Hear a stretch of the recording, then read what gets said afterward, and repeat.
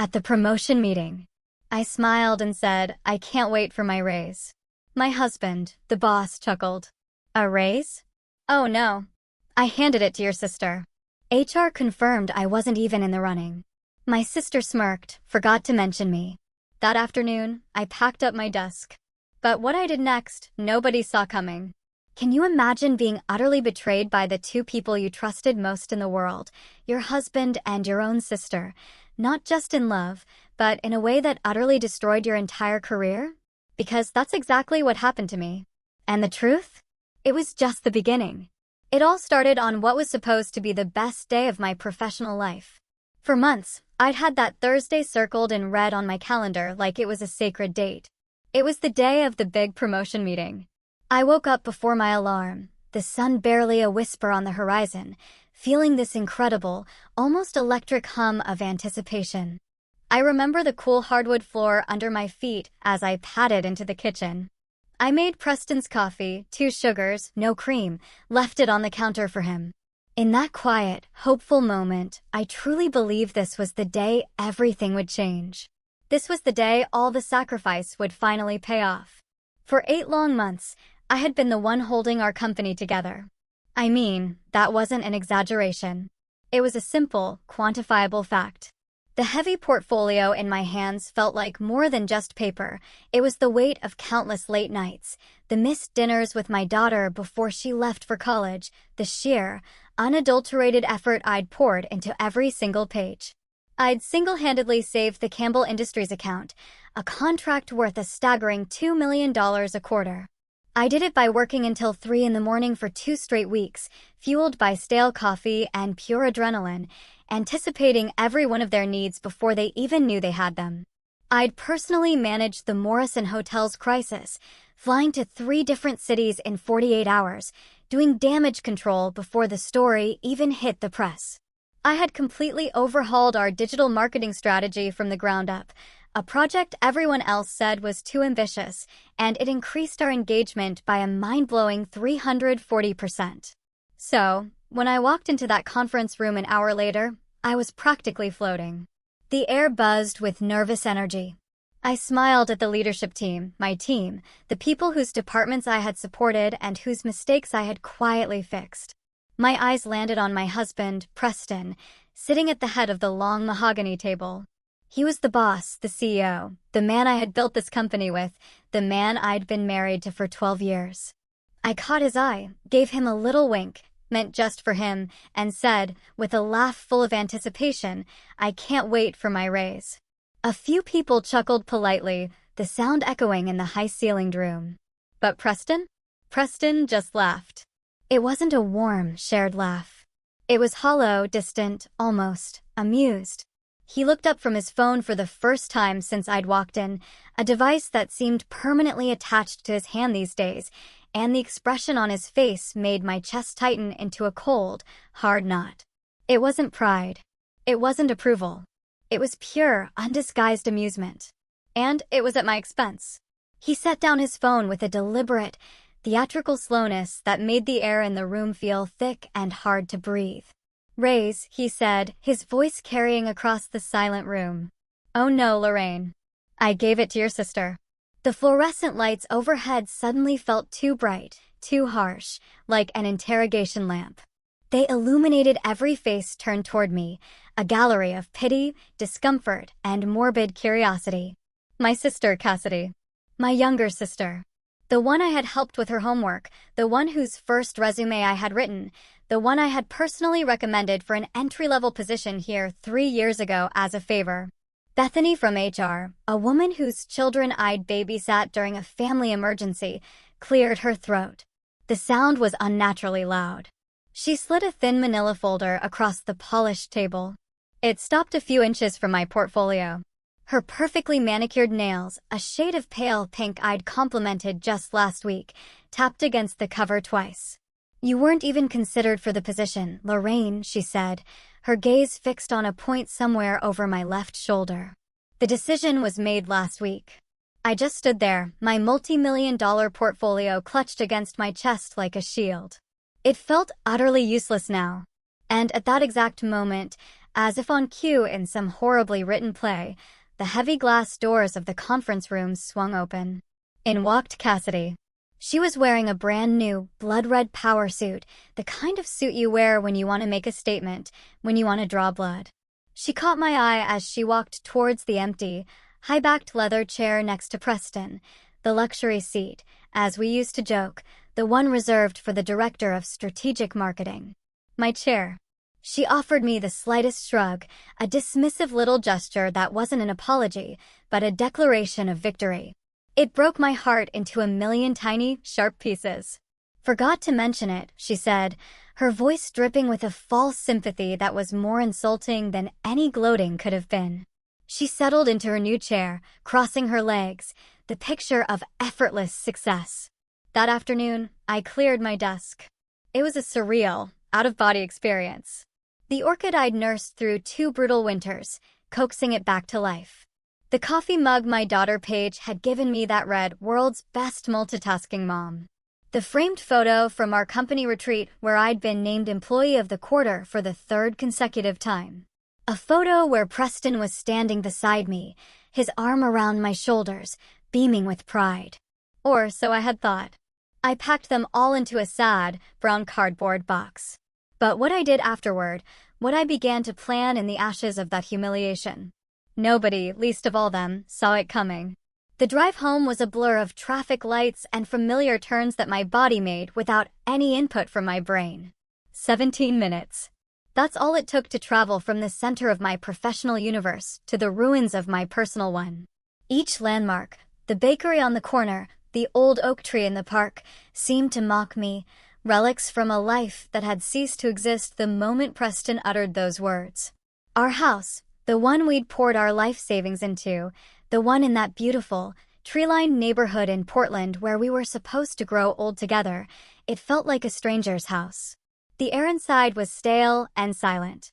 The kitchen, with its dated countertops and peeling linoleum, still needed renovating. We'd been putting it off, waiting for this very promotion, for the substantial salary increase that would come with it. Now, I realized with a bitter pang, it would stay exactly as it was, a monument to a future that would never happen. I set the box of my office life on the dining room table, the thud echoing in the silence. For a moment, I just stood there, staring at it. My entire career, my identity for the last 12 years, reduced to a cardboard box. A strange, cold calm washed over me. It was the calm of shock, the kind of numbness that precedes a world of pain. My eyes drifted towards the open door of Preston's home office. And there it was, lying on top of a stack of papers on his desk, as casual as a grocery list. The Campbell Industries contract. My feet moved before my mind did, carrying me across the room as if in a dream. I picked it up. The margins were filled with notes, but it wasn't Preston's angular, hurried scrawl. These were looping, careful, almost childishly rounded letters. Cassidy's handwriting. I saw dates scrolled next to some of the notes going back 6 weeks. 6 weeks. Strategy notes about customer engagement approaches I developed. Client relationship details I'd painstakingly built over years. It was all there. My intellectual property being dissected and claimed by my own sister under my own roof. The casual, breathtaking cruelty of it stole the air from my lungs. For the past month, while I'd been a bundle of nerves and excitement, practicing my promotion presentation in the shower, calculating how the pay raise would finally let us fix the leaking roof and maybe even take a real vacation. My husband had been secretly training my replacement. My sister. He had sat across from me at this very dining table, listening to me rehearse my talking points, nodding encouragingly. "That's a strong opening, Lorraine," he'd said. He'd looked over my portfolio layout, suggesting a different font. "This is brilliant, honey. They're going to be blown away." He had made love to me just last night, holding me in his arms, without ever once mentioning that the next day he was going to publicly execute my career. The front door opened at 6:47 p.m. Preston's usual time. His keys hit the ceramic bowl by the entrance with their familiar, cheerful clink, a sound I used to love. His footsteps moved through the foyer, paused for a beat as he surely saw my box on the dining table, then continued into the kitchen. I was standing there, holding a chef's knife, a half-chopped bell pepper on the cutting board in front of me. The motion was automatic, a phantom limb of a normal life. "Hey," he said, loosening his tie as he walked past me. "What's for dinner?" The absolute stunning normality of the question made my hand tighten on the knife. He moved behind me to get a beer from the refrigerator. His cologne filled the small space between us. The same expensive cologne I bought him for Christmas, selected because it smelled like confidence and success. Now it smelled like lies. "Preston," I said, setting the knife down very carefully on the counter. I turned to face him. "We need to talk about today." He popped the beer cap against the granite countertop, a habit I'd asked him 100 times to stop because it left little marks. He took a long, slow drink, his eyes avoiding mine. "What about today?" he asked, his voice deliberately casual. "The promotion?" I said, my own voice trembling slightly. "Cassidy. The fact that you've been handing my work over to her for weeks while I prepared a presentation you knew was utterly pointless." He let out a long, weary sigh, the kind he always used when he was about to explain to me why my feelings were irrational. "Lorraine, I told you. The board had concerns about appearances. It's a conflict of interest. A husband promoting his wife, it just doesn't look good, especially with the Fletcher acquisition coming up." "The Fletcher acquisition?" I stared at him, incredulous. "The acquisition I structured? The one where I spent 3 weeks courting their CMO to make sure the transition would be smooth. Which is exactly why we need someone like Cassidy in that role," he said, taking another swig of beer. "Someone without personal connections that could be seen as a conflict." "Someone like Cassidy," I repeated, my voice dripping with sarcasm. "The woman who asked me last week what ROI stands for? She's leading a multi-million-dollar acquisition? She's using my frameworks, my client relationships, taking credit for campaigns I built at 3 a.m. while you slept peacefully beside me. That's how business works, Lorraine," he said, his voice flat and cold. There was no apology in his eyes, no flicker of guilt. Just the cold, hard wall of his decision. "You knew there would be complicated situations when we got married." Just then, the doorbell rang, sharp, intrusive. It made us both jump. It rang again, followed by a series of quick, impatient knocks. "I'll get it," I said, my voice barely a whisper. I needed to escape the suffocating air in that kitchen. I walked to the front door and pulled it open, expecting a package. A delivery. A neighbor. Anyone but the person standing on my porch. It was Cassidy. She'd changed out of her red power suit and was now in a ridiculously expensive set of yoga clothes that probably cost more than my first car. Her smile was different now, brighter, more genuine, like we were just two sisters, best friends, about to go grab coffee. "Hi, Lorraine. Hope I'm not interrupting dinner," she chirped, her eyes flicking past me into the house. Behind me, I heard Preston's footsteps approaching. "Cassidy, what are you doing here?" she said, pulling his personal laptop from an oversized designer purse. She wasn't talking to me. She was talking to him. "You said you needed it for the Fletcher presentation tomorrow morning." She handed him the laptop. Their fingers brushed in the exchange. It was a small, insignificant gesture, but it was practiced.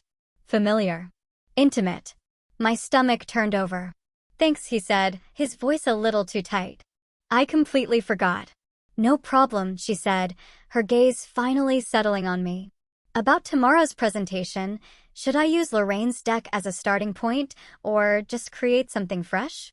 "Create something fresh," Preston said without a moment's hesitation. "We need a new perspective."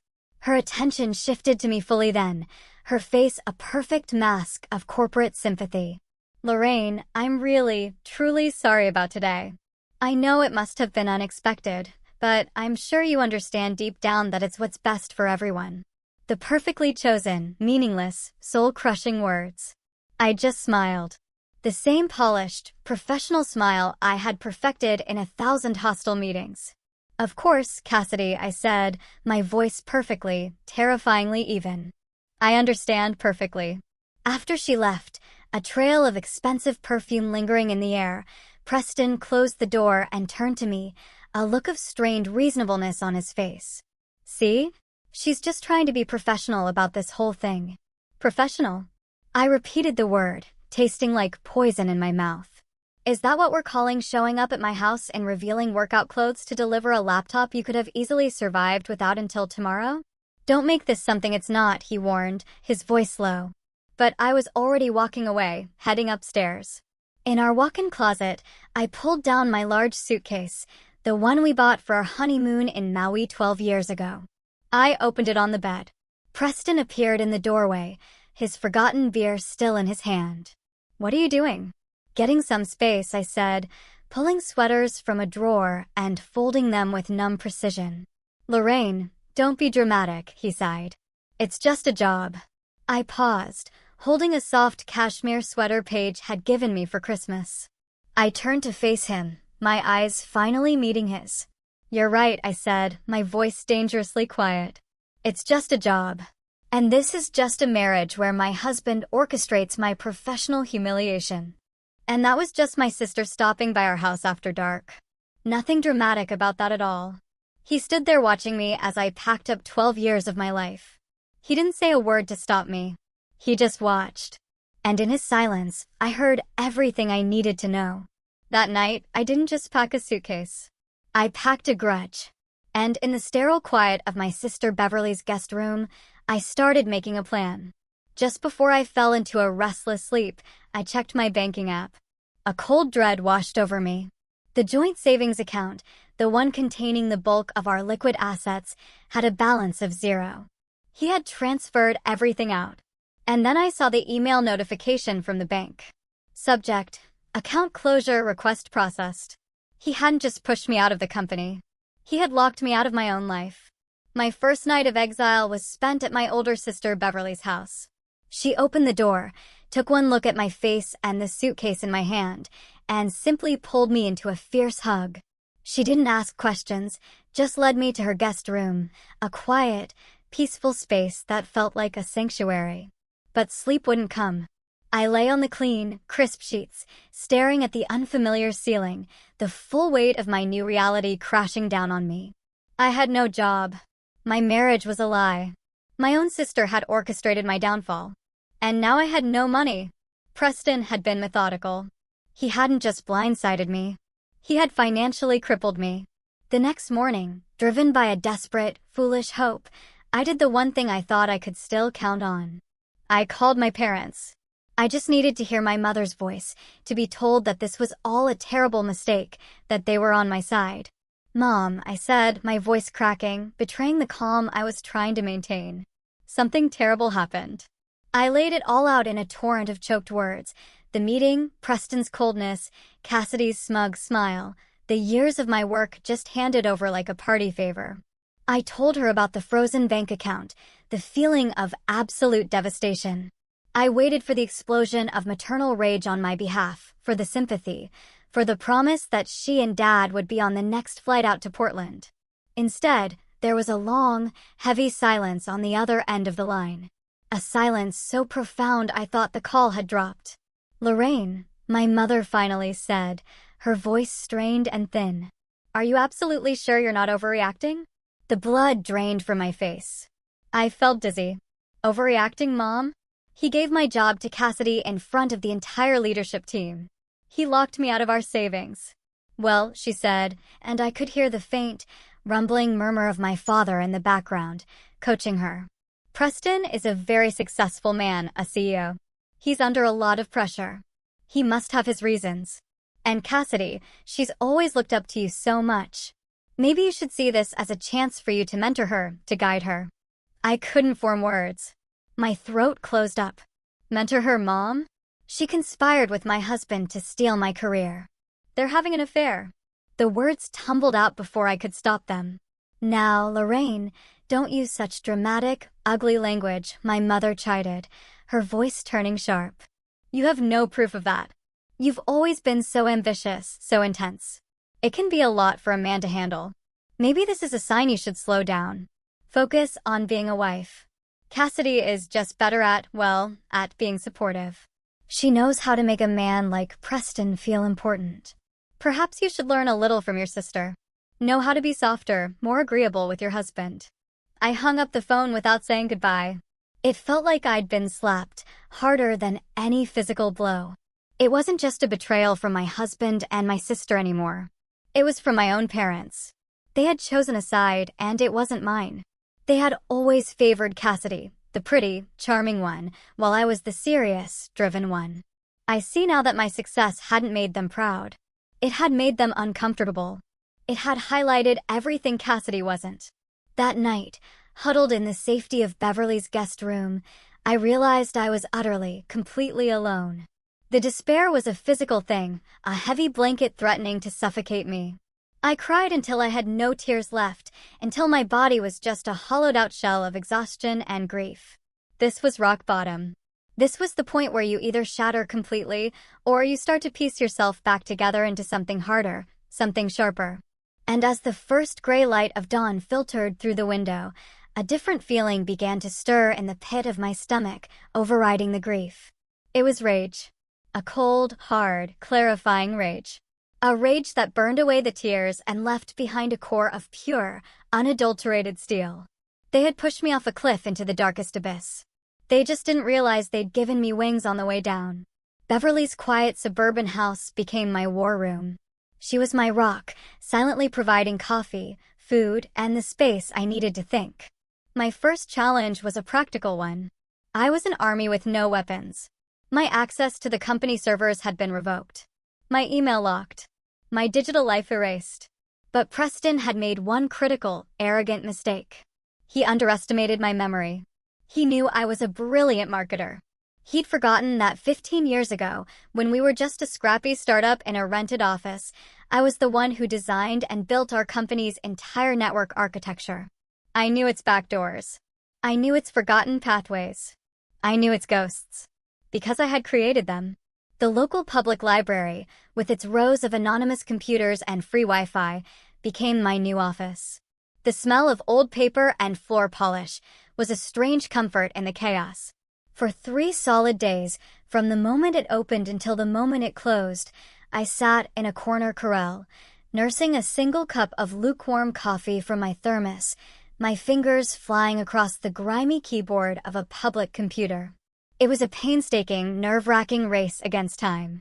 I could feel their IT department, my old team, closing the loopholes, patching the very holes I was slipping through. My screen would flicker, a connection would be lost, and I'd have to find another way in, using old administrator passwords I'd set a decade ago and prayed no one had ever bothered to change. My heart pounded with a mixture of fear and adrenaline. Every time a librarian walked past, I was sure I was about to be caught. But on the 3rd afternoon, exhausted and almost ready to give up, I found it. It wasn't in the main marketing directory. It was buried deep in a partition server drive, mislabeled as 3rd quarter financial audits. A folder so boring no one would ever look inside. But the name of the single subfolder made the hair on my arm stand up, Project Nightingale. It was a code name Preston, and I had joked about years ago for a hypothetical palace coup. He was using our old inside jokes to hide his betrayal. My hand was trembling as I clicked it open. It was all there. A meticulous, cold-blooded plan to oust me, dating back nearly a full year. There were emails between Preston and Cassidy discussing my emotional overinvestment in clients as a critical weakness. There were falsified performance reviews I'd never seen, full of fabricated complaints from anonymous colleagues about my abrasive management style. There were detailed financial projections modeling the company's performance after my departure with Cassidy at the helm. But it was the other files that made me physically ill. A subfolder labeled Travel and Entertainment. It was full of photos. Dozens of them. Preston and Cassidy at a leadership conference in San Diego, a conference I knew for a fact I was supposed to attend before Preston told me it was canceled last minute due to budget cuts. They were on the beach, laughing, his arm draped possessively around her bare shoulders.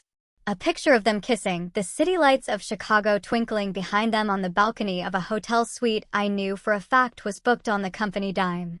Receipts for dinners at restaurants that cost more than my monthly car payment. For jewelry. For weekend getaways.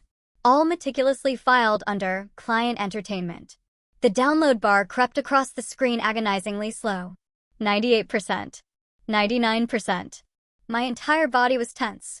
Just as the transfer completed and the little icon appeared on my flash drive, the screen went black. A single stark message appeared in white text: "System alert. Unauthorized access detected. Your IP address has been logged." They'd found me, but it was too late. I calmly pulled the cheap USB drive from the port. On that tiny piece of plastic, tucked safely into the pocket of my jeans, I held their entire conspiracy. I walked out of that library, not as a victim, but as a hunter with a pocket full of ammunition. Preston and Cassidy didn't just fire me. They set out to salt the earth so nothing could ever grow there again. The whispers started almost immediately, a coordinated and vicious smear campaign. I heard them through the grapevine, through the sudden awkward silence when I called former colleagues, through the job interviews that were inexplicably canceled at the last minute. "Did you hear about Lorraine?" They said she was fired for gross incompetence. Couldn't handle the pressure. "No, I heard she was caught padding her expense reports. Apparently, it was thousands of dollars. Someone I trust told me she was having an affair with the CEO of the Campbell account. And when Preston found out, he had to let her go to save the contract. It was diabolical in its precision. They weren't just attacking my work. They were attacking my character, my integrity, the professional reputation I had spent 15 years building with honesty and hard work was being systematically dismantled. Lie by lie. I sent out dozens of resumes. I was overqualified for most of the positions. Yet my phone remained silent. The few interviews I did get were tense and strange. The interviewers would look at my stellar resume, then look at me with a kind of pitying suspicion. I was radioactive. The lowest point came when I reached out to Mark, a senior manager I had personally mentored for 5 years. We'd been friends. I'd gone to his wedding, celebrated the birth of his first child. I had championed him, pushed for his last 2 promotions. I called him, my voice stripped of all pride, simply asking if he could act as a professional reference, if he could just speak to my work ethic and character. There was a long, uncomfortable pause. "Lorraine, I can't," he stammered, his voice laced with a discomfort that was almost worse than outright refusal. "Things are really complicated here right now. Preston's made it very clear that, well, that anyone still in contact with you is also having their loyalty questioned." "So that's it?" I asked, my voice hollow. "After all those years, after everything I did for you, you're just going to let them destroy me with lies?" "I have a mortgage, Lorraine," he said quietly, his voice full of shame. "I have 2 kids in private school. I'm sorry. I really am." He hung up. That betrayal, from someone I had trusted and supported, cut deeper than I expected. It was a brutal lesson in corporate survival. When the ship is sinking, the rats don't just flee.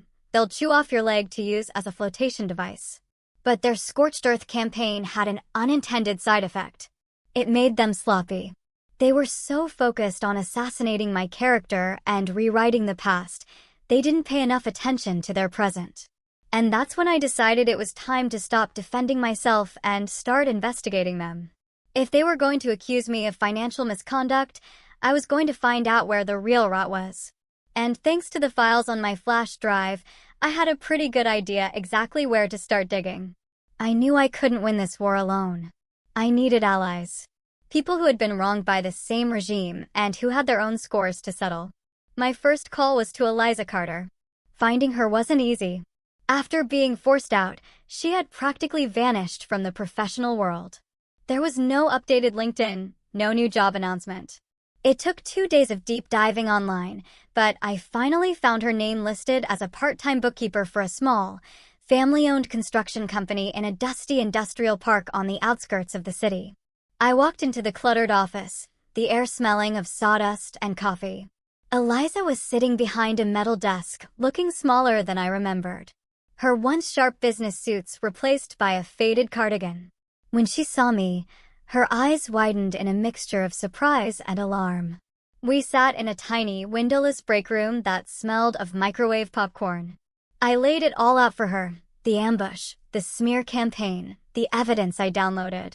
She listened intently, her face an unreadable mask. "I can't help you, Lorraine," she said flatly when I finished.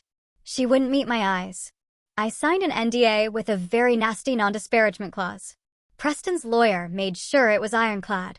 He'll sue me into oblivion. I've already lost my career. I can't lose my house too. He's already ruined me, Eliza, I said, my voice quiet but intense. They're not just firing people anymore. They're trying to erase them. You, me? Who's next?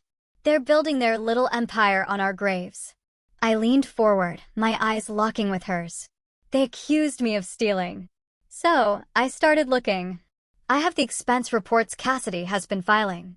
The ones for client entertainment dinners for 4 at 5-star restaurants on nights when the client was verifiably in another state. Hotel suites, jewelry. I saw a flicker of something in her eyes. The righteous anger of a fellow accountant who despises sloppy fraud. He's gotten arrogant, I pressed on. And she's a fool. She's not just padding expenses anymore.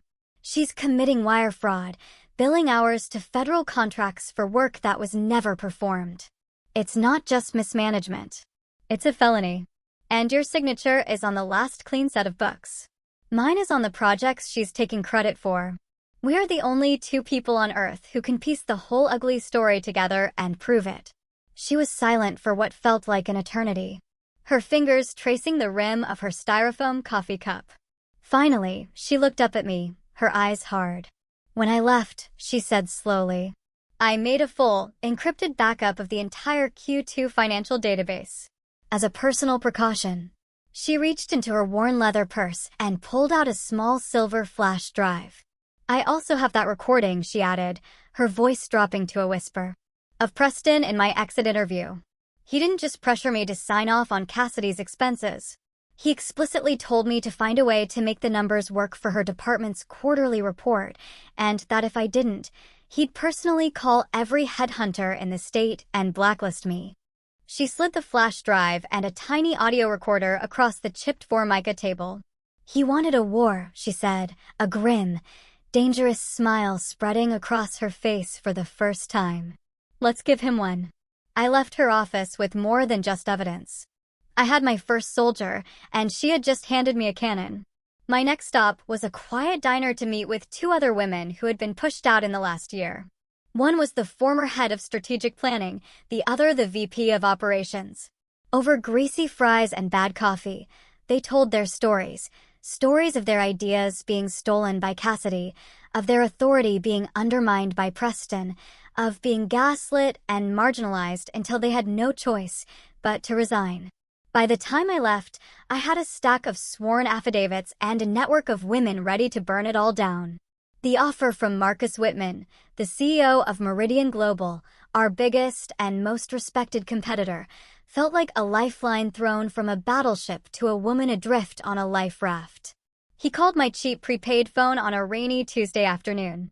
I was sitting in my car outside Beverly's house, staring at the raindrops tracing paths down the windshield, feeling the familiar weight of hopelessness settle in my chest. Is this Lorraine Wallace? A deep, authoritative voice said. I almost didn't answer. I was tired of calls from bill collectors and recruiters who had suddenly gone in a different direction. This is she, I said, my voice flat. Lorraine, my name is Marcus Whitman. I'm the CEO of Meridian Global. I hope I'm not disturbing you. I sat bolt upright, nearly choking. It was like getting a call from the president. Mr. Whitman? Hello. No, not at all. Please call me Marcus, Lorraine. I've been in this business a long time. I know talent when I see it. I also know corporate politics when I smell it. I don't give a damn about the rumors I'm hearing from that sinking ship across town. I care about the 340% increase in digital engagement you delivered last year. I care about the fact that you single-handedly saved the Campbell Industries account from walking out the door. I care about results. Tears pricked my eyes. To be seen. To have my actual work, my accomplishments acknowledged after weeks of being treated like a pariah. It was overwhelming. I had to put my hand over the phone's mouthpiece to stifle a sob. Portland's business community is smaller than you think, he continued, his voice kind, but all business. Word travels when top-tier talent is suddenly and inexplicably on the market. We're expanding our strategic marketing division. The position is director, but frankly, that's just a starting point. I'm offering you a starting salary that's 30% higher than what I imagine you were making, full creative control, and a budget to build your own team from the ground up." I was speechless.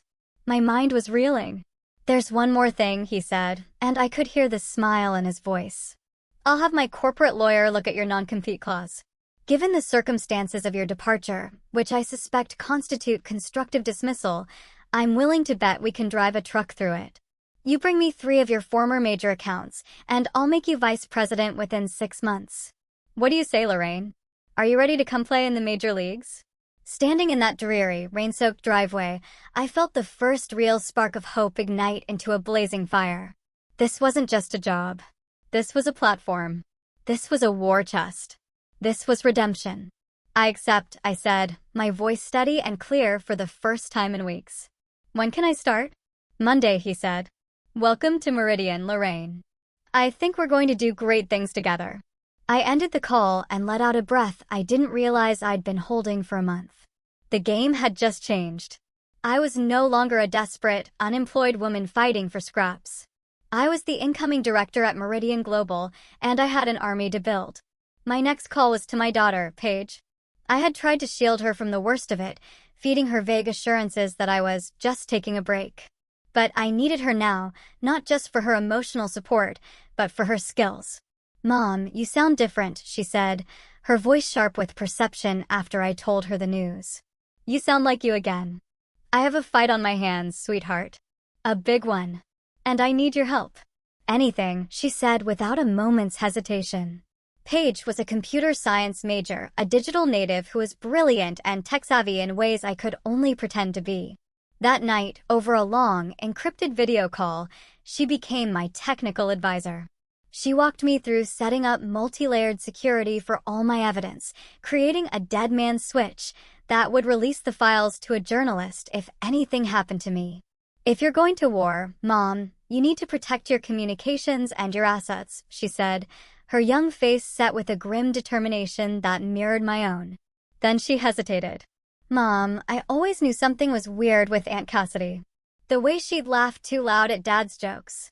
The way she always had to be the center of attention. Last Thanksgiving, she called him prey right in front of everyone. I wanted to throw the entire bowl of cranberry sauce at her head. "Why didn't you say anything?" I asked softly. "Because you seemed happy," she said, her voice small. "And I thought maybe I was just being a jealous teenager." She looked up, her eyes meeting mine through the screen. "But this isn't imagination, is it?" "No, baby," I said, my heart aching for the innocence she had lost. "It's not." I now had my most important ally. The Wallace women were officially going to war. With a new job secured and my evidence safely encrypted and backed up in 3 separate locations, thanks to Paige, it was time to move from defense to offense. Preston and Cassidy thought they were fighting a ghost. They had no idea I was about to bring the whole haunted house down on top of them. My first move was quiet, precise, and aimed directly at the heart of their power structure. It was an email, drafted and redrafted 17 times until every word was a perfectly sharpened, poison-tipped dart. It wasn't an accusation. It was an expression of grave concern regarding potential fiduciary mismanagement and its impact on shareholder value. I sent it from a secure, anonymous email address to a single, very carefully chosen recipient, Sterling Hayes, the longest-serving member of the board, a notorious stickler for ethics and a man who personally despised Preston's flashy, corner-cutting style. The email didn't mention my name or my scandalous dismissal. It simply laid out a series of troubling data correlations that any competent board member would find alarming. It pointed out, with attached heavily redacted documentation, how the marketing department's budget had seen a 40% increase in discretionary and entertainment spending that directly coincided with Cassidy's promotion. It highlighted, using publicly available data, how client retention numbers, while publicly stable, were being propped up by hiding the quiet loss of 3 mid-level accounts, losses that occurred shortly after their primary contact had left. It noted that employee turnover in that specific department had tripled in 6 months, with exit interviews citing leadership concerns that were, according to HR records I'd managed to glimpse, never addressed or escalated. I attached a single heavily redacted spreadsheet from Eliza's files, just enough to show that the numbers were real and that I had more. The email was designed to light a small, contained fire in the one place Preston couldn't easily extinguish it, the boardroom. It was a formal invitation for the board to start asking its own questions. My second move was public, designed to create external pressure. I spent an entire weekend crafting an article for LinkedIn. The title was, "When Merit Meets Politics, a Case Study in Corporate Leadership Failure." It was a cold, clinical, academic analysis of a hypothetical company where promotions were based on personal relationships rather than professional achievement. I described, with charts and graphs, how such an environment inevitably leads to financial instability, the loss of institutional knowledge, and a toxic culture that drives away top talent. I didn't use a single name or company identifier, but for anyone in the close-knit Portland business world, the parallels would be unmistakable and deeply embarrassing. I scheduled it to publish it exactly at noon on Friday, when I knew most executives and industry professionals would be scrolling through their phones during their lunch breaks. Then I waited. The fuse had been lit. The first explosion was set to go off in the boardroom, and the second was set to go off in the court of public opinion. All that remained was to watch it burn. The explosion happened faster and more spectacularly than I could have ever imagined. Sterling Hayes, as I predicted, was a man who hated loose ends and financial ambiguity. On Friday morning, he bypassed Preston entirely and used his authority as the lead independent director to call an emergency board meeting. My old colleague, Timothy, a sweet, hard-working kid I had mentored, became my eyes and ears, sending me a rapid-fire series of text messages that had my heart pounding. 7:04 a.m. Emergency board meeting just called for 8 a.m. Agenda is listed only as urgent governance matter. Everyone is freaking out. 8:01 a.m. Preston and Cassidy just went into the boardroom. They look like they've seen a ghost. Preston was sweating. 9:02 a.m. They've called Bethany from HR in. The door is closed, but I can hear raised voices. Sterling Hayes is shouting. At exactly noon, as the chaos was unfolding behind closed doors, my LinkedIn article went live. Within 30 minutes, it had nearly 50 comments and had been shared over 100 times. But it wasn't just the numbers.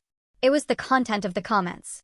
Women and men from across the industry started sharing their own stories of being passed over for the boss's unqualified son or the CEO's new girlfriend. The comment thread transformed into a viral public therapy session for corporate betrayal and nepotism. My story had become their story. But at 2:17 p.m., the comment that mattered most appeared. The one that turned a brush fire into an inferno. It was from Robert Campbell, the powerful and widely respected CEO of Campbell Industries, our most valuable client.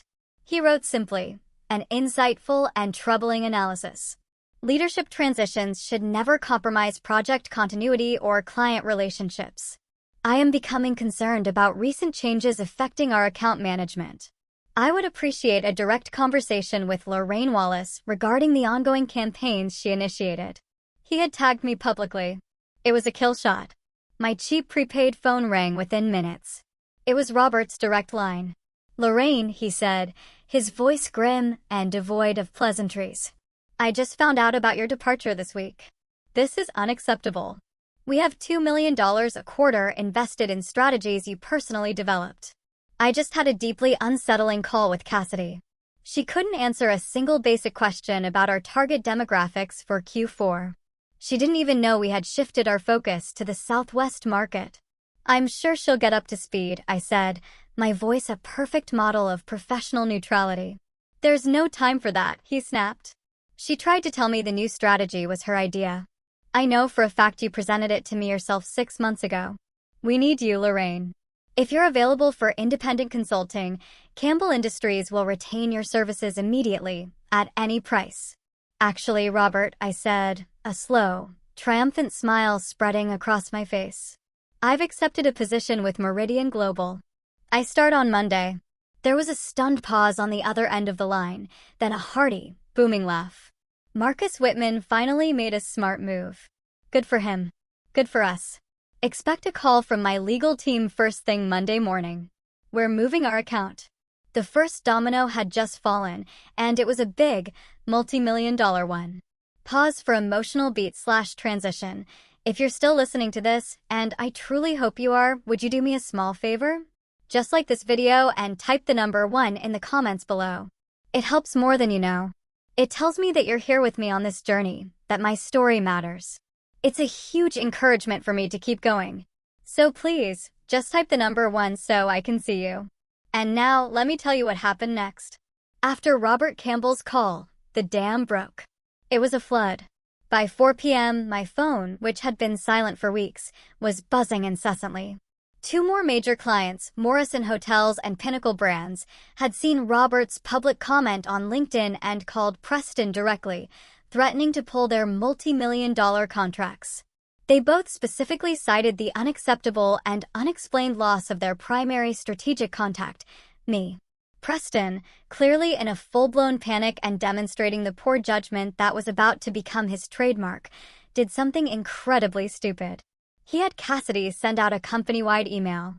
In it, she attempted to take sole, explicit credit for every major success the company had had in the past year, the Campbell Industries relationship, the Morrison Hotels crisis resolution, the digital marketing overhaul that had won us 2 industry awards. It was a desperate, blatant, and easily disprovable lie. What she didn't realize, what neither of them knew, was that I was 1 step ahead. Earlier that morning, anticipating a move like this, I had sent a little care package from a secure email address to my personal contacts, the VPs of marketing at each of those client companies.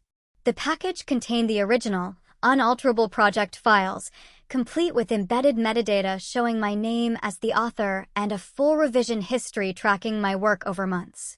Her email didn't make her look like a leader taking charge. It made her look like a fraud and a fool. Around 6 o'clock, though, I was in Beverly's quiet guest room, packing the few things I had into my suitcase, preparing for my new life that would start on Monday. I heard a car screech to a halt outside, followed by the sound of a car door slamming. It was Preston. He didn't knock. He stormed up the walkway and pounded on the door like he was trying to break it down. Beverly opened it, a formidable, protective presence blocking his path. "You are not welcome here, Preston. I need to talk to my wife." He seethed, his face pale and blotchy, trying to push past her. I walked to the doorway, calm and composed. "There's nothing left for us to say." His eyes, when they met mine, were wild with a desperation I'd never seen before. "Lorraine, please," he begged. "You have to stop this. You have to call Robert Campbell back. Tell him it's all a misunderstanding. You're destroying everything we built." "No, Preston," I said, my voice as cold and hard as steel. "I'm not destroying what we built. I'm watching you destroy what you and my sister stole." He flinched as if I'd physically slapped him. "That's not fair," he whimpered. "Fair?" I laughed, a bitter, sharp sound that held no humor. "You want to talk about fair? Was it fair when you humiliated me in front of my colleagues? Was it fair when you conspired with my own sister to ruin my career and my reputation? Was it fair when you locked me out of my own bank account and left me with nothing, not even enough for a proper divorce lawyer?" He actually had the gall to look shocked, as if this thought had never occurred to him. "That was Cassidy's idea," he blurted out, his voice rising in panic. She said if we didn't cut you off financially, you'd try to fight back, try to take half of everything. She was just trying to protect the company." The ease with which he threw her under the bus was sickeningly predictable. He wasn't a king. He was just a coward who had briefly worn a crown. "She is not some random girlfriend, Preston. She is my sister." I spat the words at him. "And you? You are my husband. Or at least you were." "Lorraine, please," he begged, his voice cracking, all pretense of power gone. He was just a scared little man watching his world crumble. "I'll give you the promotion. I'll give you a 50% raise right now. I'll fire Cassidy tomorrow morning. We can fix this. We can go back to how it was." I just looked at him. At this pathetic, broken man groveling on my sister's doorstep. And I felt nothing. The love was gone. The anger had cooled. All that was left was a vast, empty pity. It's too late, I said softly, but with absolute finality. I've already accepted a position at Meridian Global.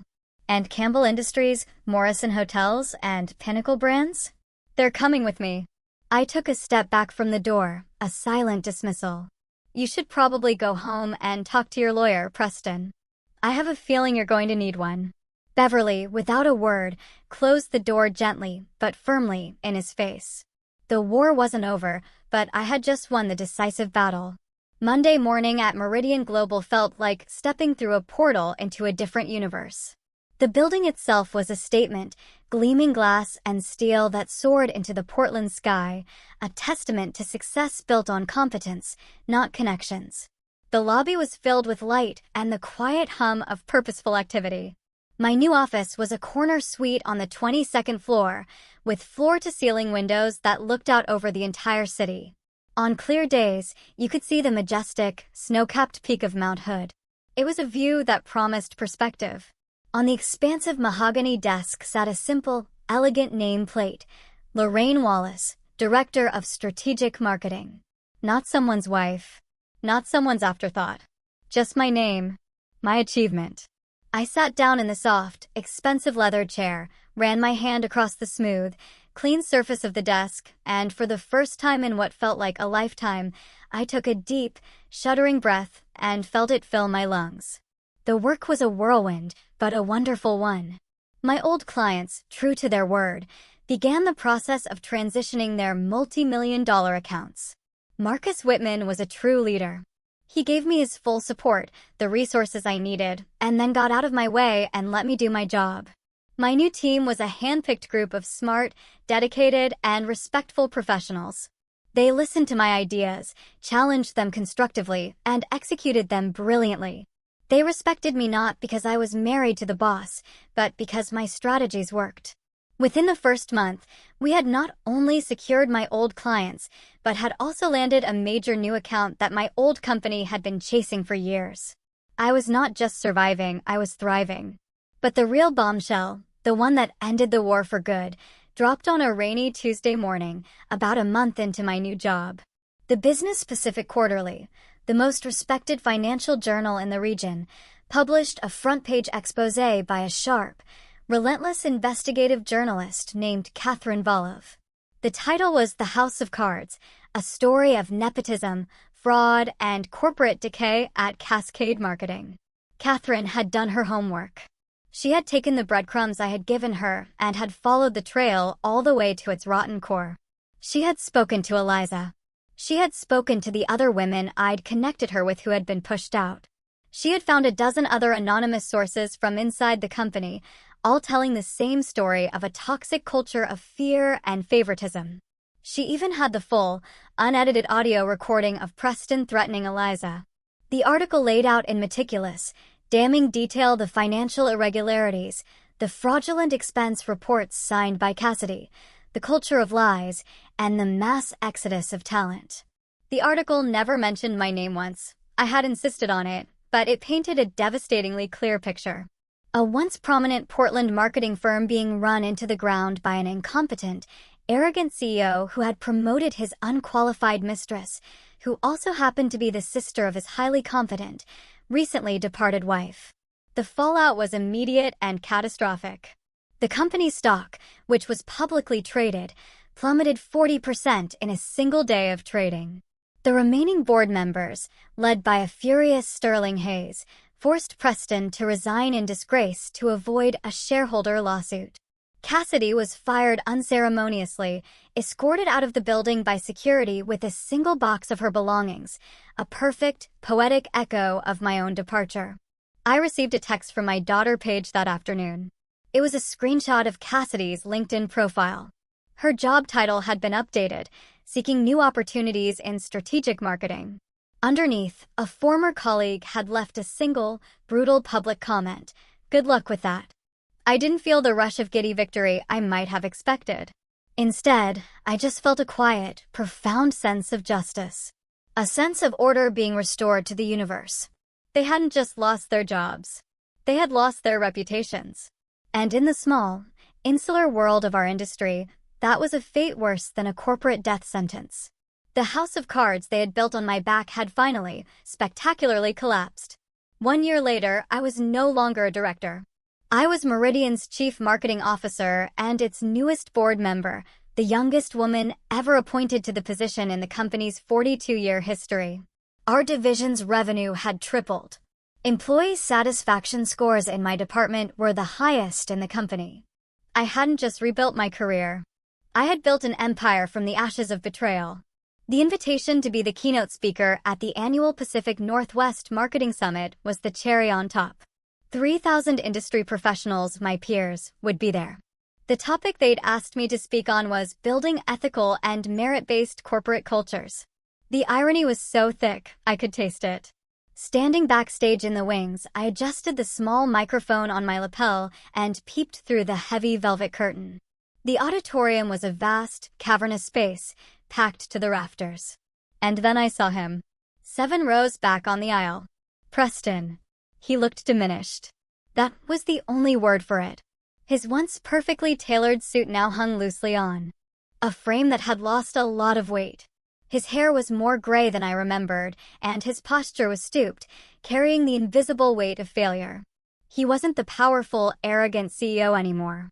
He was just another man in a crowd, desperately trying to look like he belonged.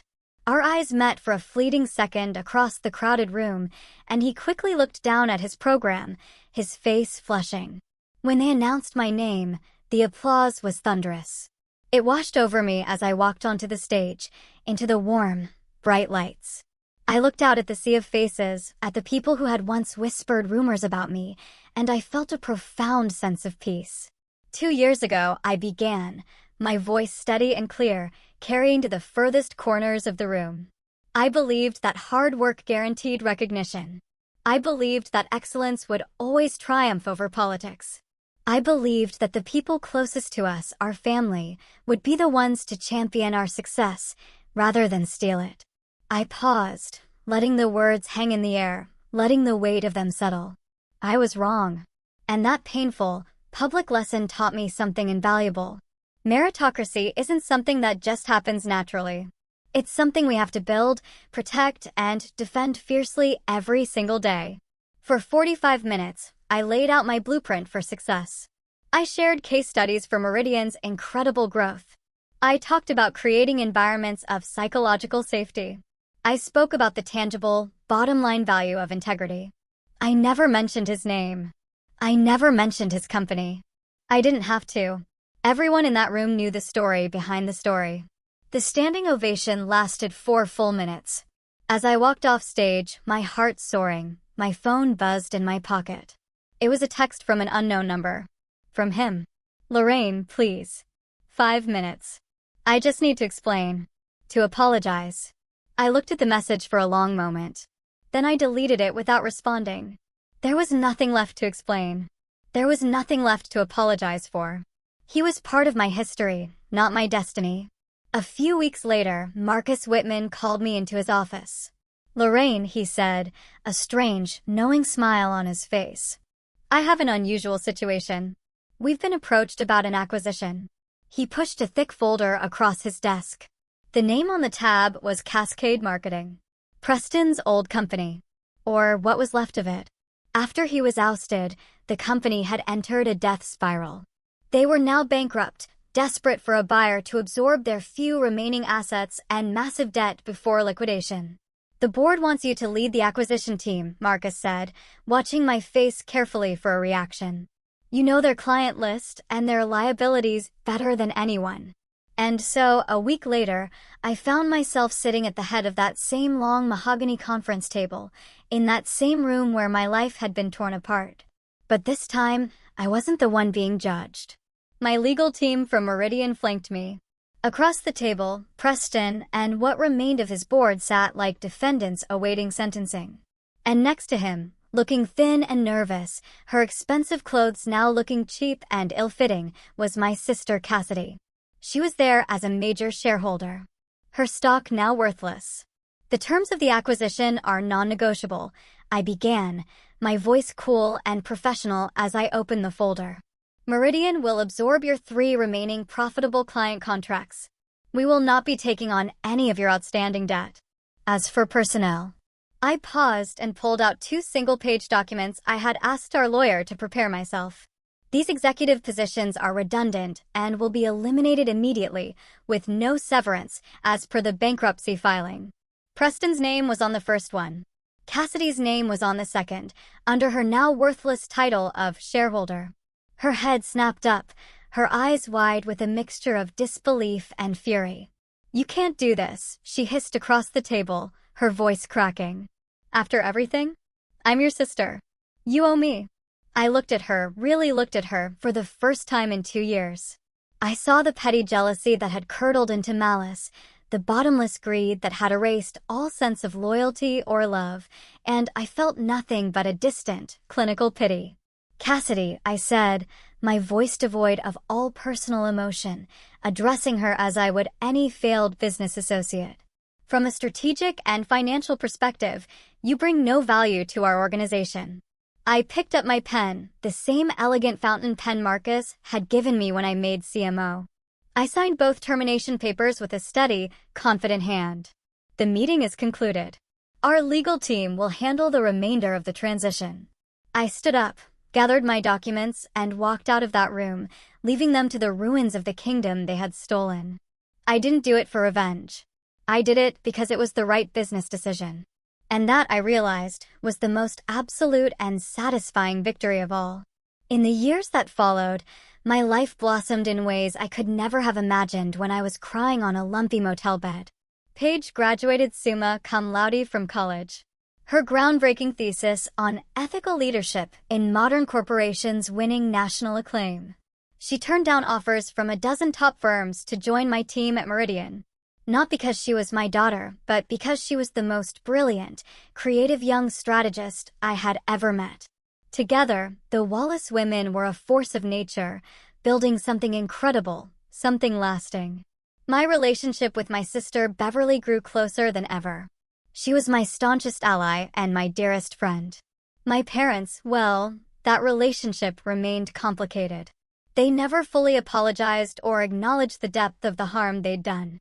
But in their old age, there was a quiet, regretful understanding in their eyes that they had backed the wrong horse. I learned to accept their flawed love for what it was and moved on. As for Preston and Cassidy, their stars didn't just fall. They vanished into a black hole of their own making. Preston, with his reputation in tatters, tried to start a small consulting firm, but no one would hire him. The last I heard, he was selling extended car warranties out of a cubicle in a strip mall in the suburbs. Cassidy, unable to hold down a job, eventually moved back in with our parents, her bitterness a constant, toxic presence in their home. But my life was no longer defined by them or by my reaction to them. It was defined by my work, by my wonderful daughter, and by a new, unexpected purpose I discovered quite by accident. It started small. I began quietly mentoring young women who reached out to me on LinkedIn after my keynote speech became legendary in the industry. Women who were stuck in toxic work environments, who were being gaslit, whose ideas were being stolen, who were being told they were too emotional or too ambitious. I'd listen to their stories, which were all variations on my own. I'd give them advice, help them polish their resumes, and when I saw real, untapped talent, I'd make a quiet call to a contact and open a door. It grew into something bigger, something more meaningful than any marketing campaign. I used a significant portion of my now substantial earnings and stock options to establish the Wallace Foundation, a nonprofit dedicated to providing free legal aid, career coaching, and networking support for women facing workplace discrimination and harassment. We helped women fight illegal NDAs, negotiate fair severance packages that allowed them to land on their feet, and find new jobs in companies that would value them.